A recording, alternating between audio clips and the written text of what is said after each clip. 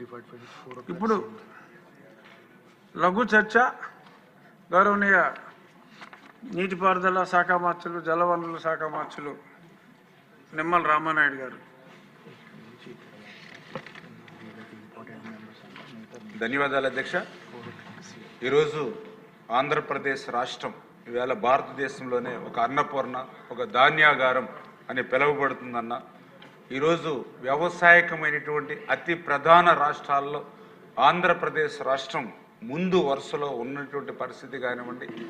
అదేవిధంగా ఈ యొక్క నవ్యాంధ్రప్రదేశ్ రాష్ట్రంలో 170% మంది ఈరోజు వ్యవసాయ మీద ఆధారపడినటువంటి పరిస్థితులు ఏవైతే ఉన్నాయో అటువంటి వ్యవసాయానికి ఆయువు పట్టు, అటువంటి వ్యవసాయానికి ఆధారం జలవనరులు అనేటువంటి సంగతి మనందరికీ తెలుసు అధ్యక్ష.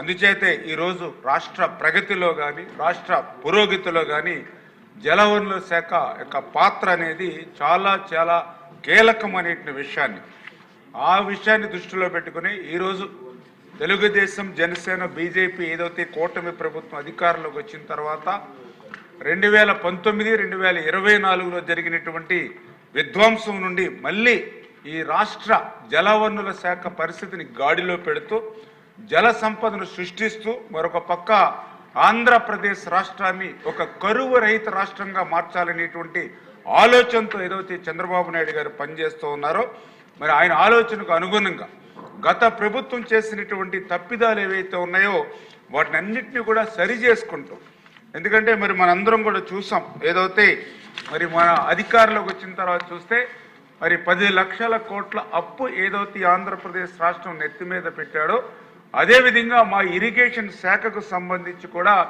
18,000 కోట్ల మరి బిల్లులు బకాయిలు పెట్టినటువంటి వారసత్వంగా మాకు ఇచ్చినటువంటి స్థితిలో కూడా మళ్ళీ చంద్రబాబు నాయుడు గారి యొక్క సారథ్యంలో ఆయన ఎప్పుడు కూడా ఒకటే చెప్తూ ఉంటారు, ఒక్క సంవత్సరం వర్షాలు బాగా పడితే మళ్ళీ ఆ యొక్క నీటిని మనం సద్వినియోగం చేసుకుని మళ్ళీ 2-3 సంవత్సరాలు వర్షాలు మరి లేకపోయినా కూడా కరువు రహితంగా రాష్ట్రం ఉండాలని ఇటువంటి ఆలోచన ఏదైతే చంద్రబాబు నాయుడు గారికి ఉందో దానికి అనుగుణంగానే ఈరోజు ఆంధ్రప్రదేశ్ రాష్ట్రంలో ఆర్థిక పరిస్థితి సహకరించకపోయినా ఒక పక్కన పోలవరం, ఎందుకంటే మీ అందరికీ తెలుసు ఆ రోజు పోలవరాన్ని ప్రశ్నార్థకం చేసినటువంటి పరిస్థితి గత 19-24లో మనందరం కూడా చూసాం.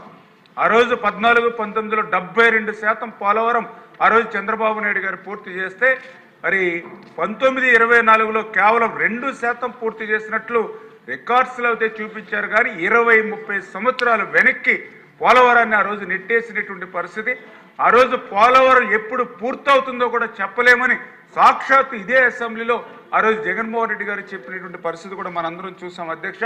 అటువంటి పోలవరం ప్రాజెక్టుకి మళ్ళీ 2027 డిసెంబర్కి పూర్తి చేయాలనేటువంటి ఒక లక్ష్యం ఏదైతే చంద్రబాబు నాయుడు గారు నిర్దేశించారో, అదేవిధంగా ఏదైతే మరి యొక్క రాయలసీమకు ఒక జీవనాడి హంద్రీనివ, అటువంటి హంద్రీనివ ఏదైతే 2025 మరి యొక్క వర్షాకాలంలోనే ఆ మాన్సూన్ సీజన్లోనే ప్రారంభిస్తామని అధికారంలోకి వచ్చినటువంటి మొదటి రోజు ఏదైతే చెప్పామో ఆ మొదటి సంవత్సరంలోనే ఆ మాటని నిలబెట్టుకుని ఆ హంద్రీనివ యొక్క కృష్ణమ్మ జలాలు 738 కిలోమీటర్లు ఆఖరి మైలు వరకు తీసుకెళ్లే పరిస్థితి ఏదైతే హంద్రీనివ కానీ, అదేవిధంగా ఏదైతే వెలిగొండ ఏదైతే అత్యంత వెనకబడినటువంటి ప్రకాశం ఫ్లోరైడ్ బాధితులు ఉన్నటువంటి వెలిగొండ ఏదైతే ఉందో మరి అటువంటి వెలిగొండను కూడా మరి రేపు 2026 జూలై కల్లా పూర్తి చేయాలనేటువంటి చంద్రబాబు నాయుడు గారి లక్ష్యం కానీ, అదేవిధంగా ఏదైతే పోలవరం లెఫ్ట్ మెయిన్ కెనాల్ ఏదైతే ఉందో మరి దాన్ని ఏదైతే ఉత్తరాంధ్ర అంటే పర్టికులర్గా అట్లీస్ట్ ఈ సంవత్సరం ఏదైతే అనకాపల్లి వరకు కూడా నీరు తీసుకెళ్లాలనేటువంటి చంద్రబాబు నాయుడు గారి ఆలోచన. మరి ఈ రకంగా ఒక ప్రాధాన్యత క్రమంలో ఈ మొదటి సంవత్సరంలోనే ఈ ప్రాజెక్టులన్నింటినీ కూడా నిర్మాణం చేసుకుంటూ మరొక పక్క ఏదైతే ఈ సంవత్సరం నెక్స్ట్ ఇయర్ కూడా ఉత్తరాంధ్ర ప్రాజెక్టుల మీద కూడా ప్రాధాన్యత పెట్టి 2 సంవత్సరాల్లో ఒక 2,000 నుంచి 2,500 కోట్ల రూపాయలు ఉత్తరాంధ్రకు కేటాయించి 20-30 సంవత్సరాల నుంచి పెండింగ్లో ఉన్నటువంటి ఉత్తరాంధ్ర ప్రాజెక్టులన్నీ కూడా క్లియర్ చేయాలనేటువంటి ఆలోచన ఏదైతే చంద్రబాబు నాయుడు గారు ఇచ్చారో దానికి అనుగుణంగా లక్ష్యాన్ని నిర్దేశించుకుని మరి ఇరిగేషన్ శాఖ పనిచేస్తూ ఉంది అధ్యక్ష.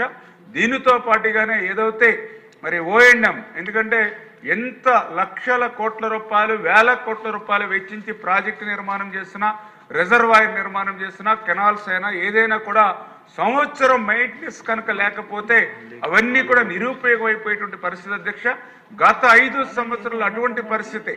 ఎక్కడ కూడా షట్టర్స్ కానీ రోప్స్ కానీ ఏదైతే డోర్స్ కానీ లాకులకు కానీ మరామతుల మాట నుంచి కనీసం గ్రీజ్ పెట్టి మెయింటెనెన్స్ చేయలేనిటువంటి స్థితిలో ఏ రకంగా ఆ రోజు మరి ఒక ఫించాగన్ అన్నమయ్య లాంటి ప్రాజెక్టులు కొట్టుకుపోవడం కానీ, ఒక గుండ్లగమ్మ పులిచింతల వంటి గేట్లు ఏ రకంగా కొట్టుకుపోయినటువంటి పరిస్థితితో గత 5 సంవత్సరాల పాలనలో మనందరం కూడా చూసినటువంటి పరిస్థితి అధ్యక్ష. మరి అటువంటి ఓఎండ్ఎం నిమిత్తం మరి సంవత్సరం మెయింటెనెన్స్ నిమిత్తం కూడా మరి దగ్గర ఈ మొదటి సంవత్సరంలోనే 3 విడతల్లో దగ్గర 800 కోట్ల రూపాయలు, గత 5 సంవత్సరాల పాలనలో కనీసం 90 కోట్ల రూపాయలు ఓఎండ్ఎం నిమిత్తం గత ప్రభుత్వం ఇవ్వకపోతే ఈసారి మొదటి సంవత్సరంలోనే 3 విడతల్లో మరి ఈ యొక్క 800 కోట్ల రూపాయల వరకు కూడా ఓఎండ్ఎం తరపున మరి నిధులు అందించుకుంటూ వెళ్తూ ఉన్నామని అంటే ఈ రకంగా ప్రతి విషయంలోనూ అందులో కూడా పర్టికులర్గా ఏదైతే ఐడిసి లిఫ్ట్ ఇరిగేషన్స్ ఏవైతే ఉన్నాయో మరి 1040 లిఫ్ట్ ఇరిగేషన్స్ ఉంటే మరి అందులో మరి ఈరోజు పనిచేసేటువంటివి దగ్గర కేవలం 140-150 లిఫ్ట్లు మాత్రమే పనిచేసేటువంటి పరిస్థితి ఉంది అని అంటే గత 5 సంవత్సరాల్లో 5 రూపాయలు కూడా మరి ఆ లిఫ్ట్ ఇరిగేషన్ పెట్టినటువంటి స్థితిలో ఆ లిఫ్ట్లన్నీ కూడా ఏ రకంగా అయితే మూతపడ్డాయో అంటే ఈ రకంగా గత ప్రభుత్వం చేసినటువంటి తప్పిదాలు ఏవైతే ఉన్నాయో వాటన్నిటినీ కూడా ఒక్కొక్కటి సరి చేసుకుంటూ ఆర్థిక పరిస్థితి సహకరించినటువంటి స్థితిలో కూడా ఇవాళ ముఖ్యమంత్రి గారు పెద్ద ఎత్తున జలవనరుల శాఖకు నిధులు కేటాయించుకుంటూ మరి ఈవేళ ఆంధ్రప్రదేశ్ రాష్ట్రాన్ని కరువు రహిత రాష్ట్రంగా మార్చాలి అని అంటే మరి ఏదైతే ఆయన యొక్క గైడ్ లైన్స్ ఏదైతే ఇచ్చారో దాని ప్రకారం ఈ ఇరిగేషన్ శాఖను మరి యొక్క ప్రక్షాళన చేసుకుంటూ ముందుకు తీసుకెళ్తున్నామని చెప్పి మీ ద్వారా అందరికి కూడా తెలియజేసుకుంటున్నాను అధ్యక్ష. ఇప్పుడు చర్చలో పాల్గొనేవారు పాల్గొంటారు. ముందుగా నల్లారి కిషన్ కుమార్ రెడ్డి గారు.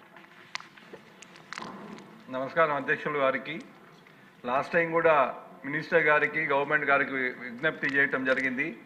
ఏదైతే హెచ్ఎన్ఎస్ఎస్ ఉందో మదనపల్లి సర్కిల్ నెంబర్ 3 మదనపల్లి దగ్గర 3,443 కోట్లు ఇప్పుడు ఖర్చు పెట్టడం జరిగింది. ఫస్ట్ ఫేజ్ సెకండ్ ఫేజ్ అధ్యక్ష. ఇక్కడ వాయిల్పాడ్ నియోజకవర్గంలో దగ్గర 80,000 ఎకరాలు మనకు ఇరిగేషన్ వస్తుంది కంప్లీట్ అయితే. ఇప్పుడు పొంగునూరు 14 లిస్టుల ద్వారా నీళ్లు కుప్పానికి పొంగునూరుకు ఇప్పుడు మంత్రి గారు ప్రభుత్వం ఇవ్వటం జరిగింది. మా రిక్వెస్ట్ మంత్రి గారిని పీలేరు కాన్స్టిట్యున్సీలో 80,000 ఎకరాలు మనకు ఇరిగేట్ అవుతుంది, ఖచ్చితంగా మనము ఇదంతా కూడా చేయాలని కోరుకుంటున్నా. అదేవిధంగా 85% పండ్లు శ్రీనివాసపురము రిజర్వాయర్ కానీ అడవిపల్లి రిజర్వాయర్ కానీ తర్వాత అవన్నీ కూడా కంప్లీట్ కావటం జరిగింది. ఒక 6 ఎకరాలు ల్యాండ్ అక్విజిషన్ చిన్నమన్యం దగ్గర పెండింగ్ ఉంది. Only 6 acres of land acquisition pending ఉంది. అక్కడ అది కంప్లీట్ అయితే కాలువ 500 మీటర్లు కంప్లీట్ చేయాల్సిన అవసరం ఉంది. తర్వాత నివ్వా ఏదైతే వాయిల్పాడు కెనాలు నివ్వా కెనాల్ ఉందో అది కూడా కంప్లీట్ చేయగలిగితే పీలేరు నియోజకవర్గంలో 80,000 ఎకరాలు 6 మండలాలకు సంబంధించి మనము 20 సంవత్సరాల నుంచి రామారావు గారు మొదలు పెట్టినప్పటి నుంచి 2004 నుంచి అది జరగతానే ఉంది. చంద్రబాబు నాయుడు గారు 2014-19 ముఖ్యమంత్రిగా ఉండేటప్పుడు అడవిపల్లి ప్రాజెక్టుకు పోవటం జరిగింది. అప్పుడు ముఖ్యమంత్రిగా 14-19లో పోయి అక్కడ కంప్లీట్ చేస్తానని చెప్పి మాట చెప్పినారు. అంతే 19 మళ్ళీ మన ప్రభుత్వం